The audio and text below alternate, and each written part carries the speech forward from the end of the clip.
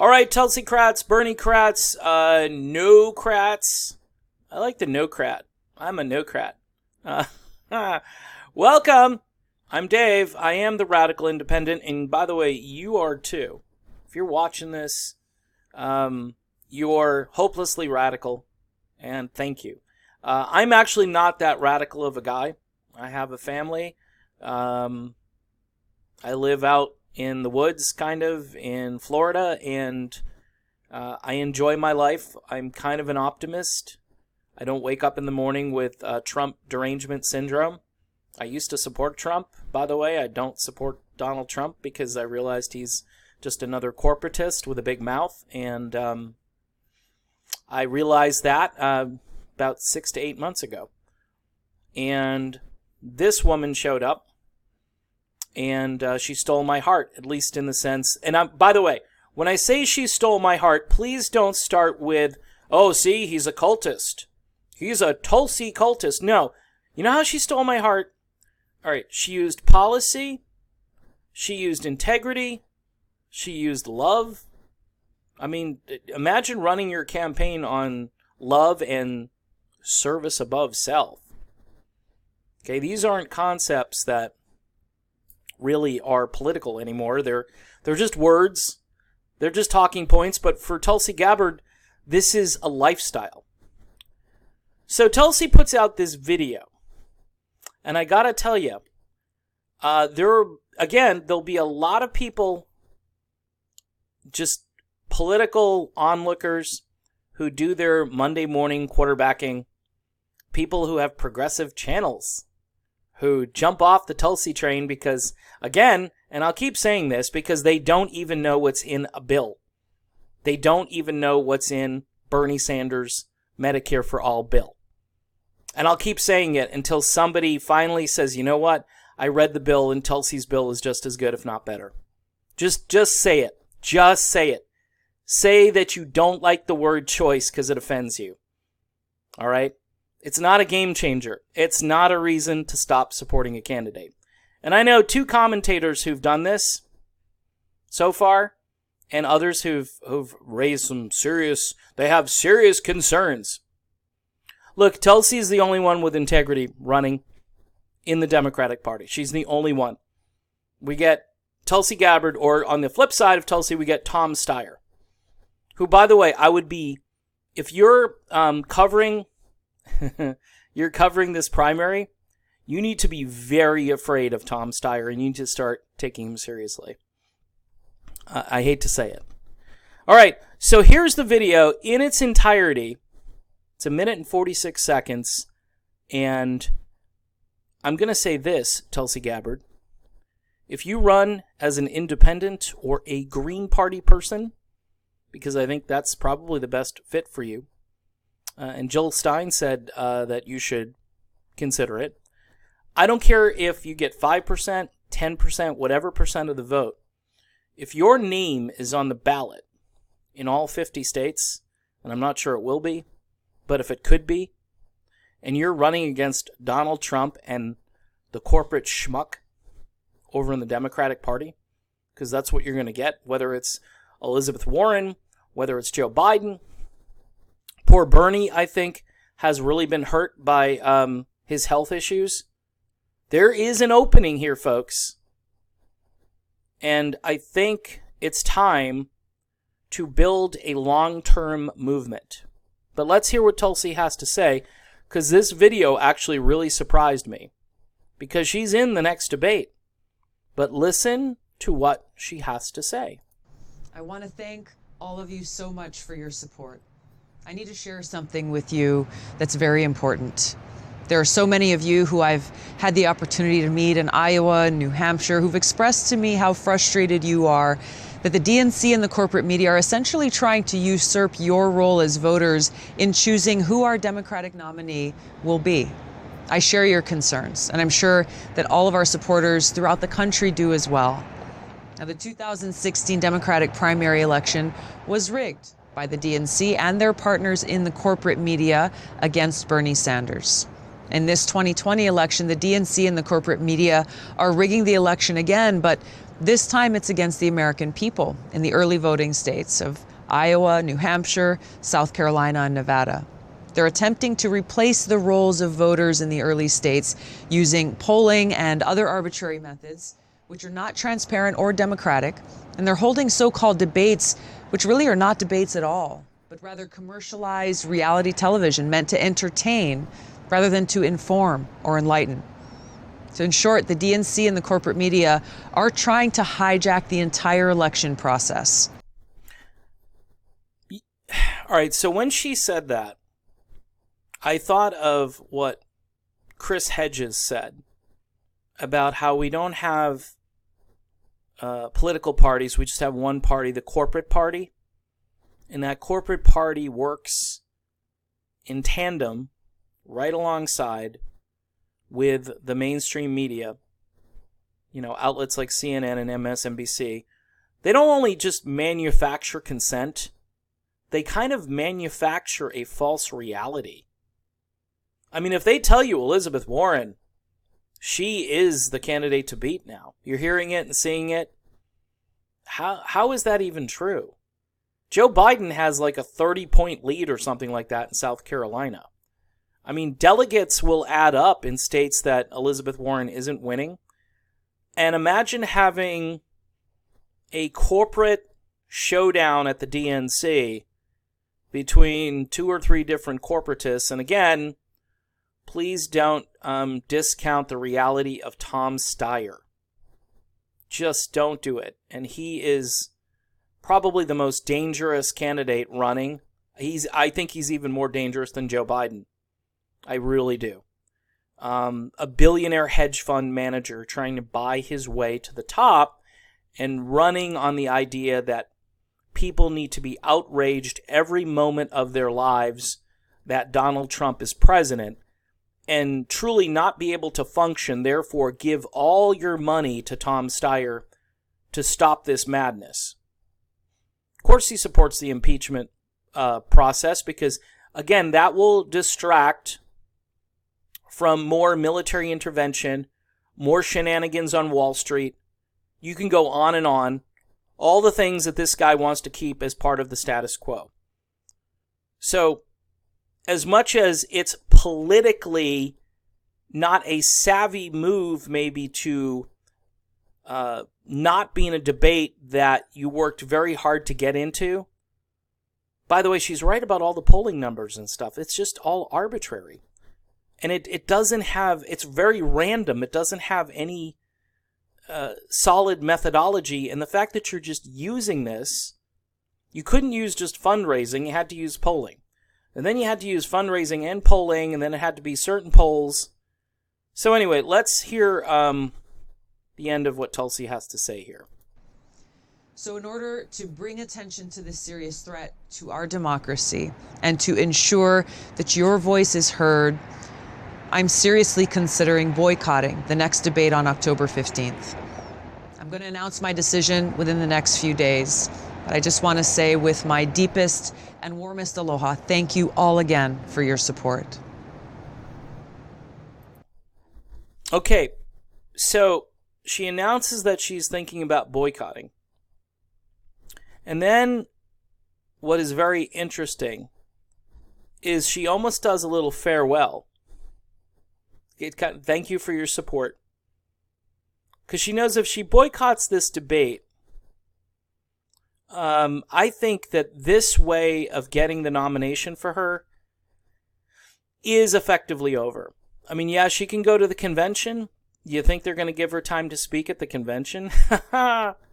No. They'll give Amy Klobuchar a shot or a spot before they give Tulsi Gabbard an opportunity to speak.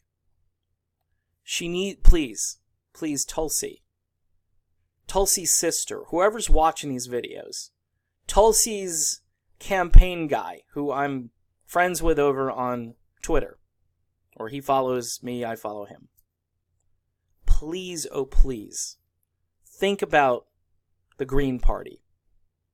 Think about independent, whatever party that is. Interestingly, she was on with John Stossel the other day, who we know to be an avid libertarian. I'm sure they didn't agree on economic policy, but I'm sure Stossel had some kind things to say about Tulsi Gabbard's foreign policy. To me, she lines up as a Green.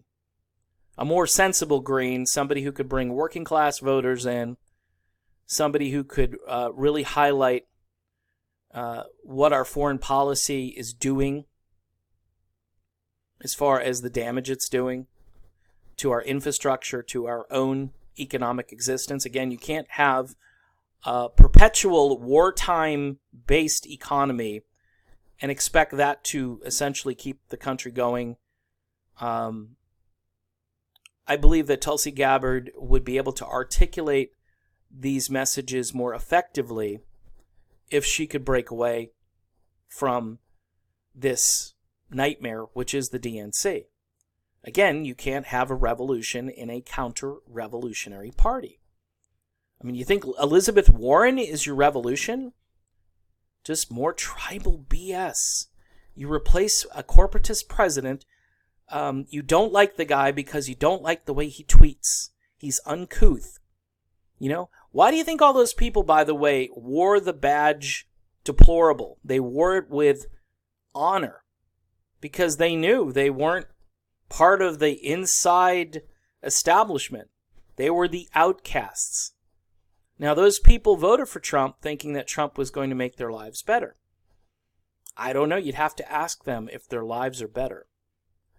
But most of it is just smoke and mirrors, but it was really good as far as sticking it to the corporatists in this country and saying, you know what?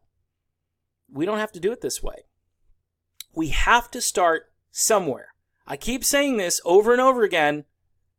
You know, you progressive channels who keep doing the, hey, let's cover the horse race. Hey, Joe Biden is doing well here. Elizabeth Warren, poor Bernie, we gotta lift Bernie up. Look, Bernie, and I said this in a video, and I didn't want to say it. And then you had progressive commentators and everybody else. They're going with the phrase heart attack. Okay, from a medical perspective, let's make sure we clarify that Bernie Sanders had a heart attack. All right, so I'm going to be honest. If I had heard that Hillary Clinton had a heart attack, I would say I don't think she's fit to be president. We need somebody who's healthier, maybe a bit younger. And again, does Bernie have tons of energy? Yes. But typically, when you have a heart attack, you change your stress level. Remember, stress is a key factor. Stress and activity. He's 78 years old. Now, again, I'm not saying that's too old to be president. And he may live another 20 or 30 years. We don't know. The point is, it adds another layer of concern for his candidacy. In addition to the fact that he seems to be handled or managed by people who are trying to play both sides of that Trump impeachment crowd, the resistance crowd, those people don't really like Bernie Sanders anyway. So it's kind of weird how they would try to advise him. If he would just, like Crystal Ball says, if he would just get angry and be the old Bernie and be the curmudgeon, yeah, he's going to get flack for being the angry man on the front lawn, get off my lawn and so forth. So what? Look, Tulsi Gabbard is the most unique candidate. And even people on the right say it. She's interesting. She's not like everybody else. Yes, she's progressive on a host of issues. But then she's normal on things like free speech. Sticking up for free speech. And by the way, she's not a cheerleader for foreign aid, even to Israel. And a lot of people miss that when she was defending Omar, and the one or two times I think maybe Omar was defendable, Tulsi came to her side and said, hey, this isn't what she was saying. And she knows that we're wasting a ton of money, especially in a country that is running an open-air prison, which a lot of people don't want to talk about. So, what do I think? I think this is a bold move. I think this opens the possibility, opens the door a little bit, even though I know she said no. Politicians say no to third-party runs all the time. They do it all the time. Tulsi Gabbard could change the political dynamic and possibly even the history of our two-party system as we currently know it. If she decided to say, hey, I think I'm agreeing, and sit down with the leaders of that party and talk to them and say, this is how I want to run a campaign, this is what I want to do, money will begin to flow in to her campaign. A lot of times, I believe people are skeptical. My friend Kelly, who I mentioned in the last video, where's this go at the very end if she doesn't get there? It was all for naught. It was just like, okay, she ran in this system that kept her down and that fought against her candidacy the whole way. And people have nowhere to go after that. Yeah, you can go to Bernie and hope the same thing doesn't happen to Bernie. Bernie's got big trouble, I think. Big trouble ahead for Bernie. Tom Steyer, I think, has a chance to win this nomination. I might be the only person saying that on the internet, but I think he has a chance of winning the nomination. And again, it would be the scariest thing. And by the way, that would be huge for what she called the entertainment part of this. Steyer, who's hated Donald Trump since Donald Trump, was like just a real estate mogul back in the 90s or 80s or whatever. He's carried that level of hatred all the way to where he is now. And again, people are going to look at Elizabeth Warren and say, well, there's some issues with her. They're going to look at Bernie Sanders and say, I can't vote for him. And Joe Biden, cognitively, he's having some definite issues there. And all these other middle-of-the-roaders, they're not going anywhere. Cory Booker's gone. And, Amy Klobuchar's, all these people are gone. So here comes Tom Steyer to come in. And then there's even the pitter-patter of not-so-little feet. Yes, I'm talking about Hillary Clinton. She's around. If the Democrats do full-on corporate BS nonsense where you and I, there's nothing for us in this platform other than defeating Donald Trump and ramping up, keeping the war machine oiled and greased so all the corporate fat cats can earn big money and all the little guys at Walmart can get screwed again, over and over again. Not the people that, I'm talking about the workers at Walmart. So, Tulsi, this is my last plea, Tulsi Gabbard. If somebody sends this video to Tulsi, if you're seriously thinking about boycotting this debate, which I support you, please consider leaving the Democratic Party. I mean, I don't know how important it is for you to win your next election in Hawaii. You would probably struggle if you switched parties and kept going there. I'm saying switch parties for the good of the country and then run a spirited third-party campaign, because here's what's most important. We need to start a real political revolution, a real movement. And there's no way to do it within the DNC. You know it. You know it in your heart. You're the smartest person running for president, I believe. And you know that you're going to hit a roadblock somewhere. And I think you realize that maybe Bernie doesn't have gas in the tank to do this. So that's my plea to Tulsi Gabbard. And please spread that message around. We're on planet Earth for a reason. We're here at this moment, hopefully to make a difference in the world. And political movements take time to build. And the more time we waste within this do-nothing paradigm, the more our kids and grandkids are going to suffer from various things. Whether it's climate or economy or the fact that we continue to just do things to other countries and other peoples. And that has to take a psychological toll on how people view the United States, view the country they live in. Hey, I'd like to wake up in the morning and say, hey, the United States, what a great country to live in. And in some ways it is, but in other ways, behind the scenes, there's a lot of evil going on. And I'm not sure if people are ready to deal with that evil. All right, I've spoken enough about this. I'm actually impressed with what she's doing here. Some people will say it's political suicide, or, you know, now she's getting a little too self-righteous on her high horse about how they do this, and maybe she's just trying to call attention to this dog and pony show, because I called it that a long time ago, and she's right. There's no substance here. It's all just television ratings. See, why did Trump do so good at debates? Because he was the reality TV master. And he just took that skill set and brought it to politics. And here we are. Now everybody else is trying to do it. All right, folks. See you soon.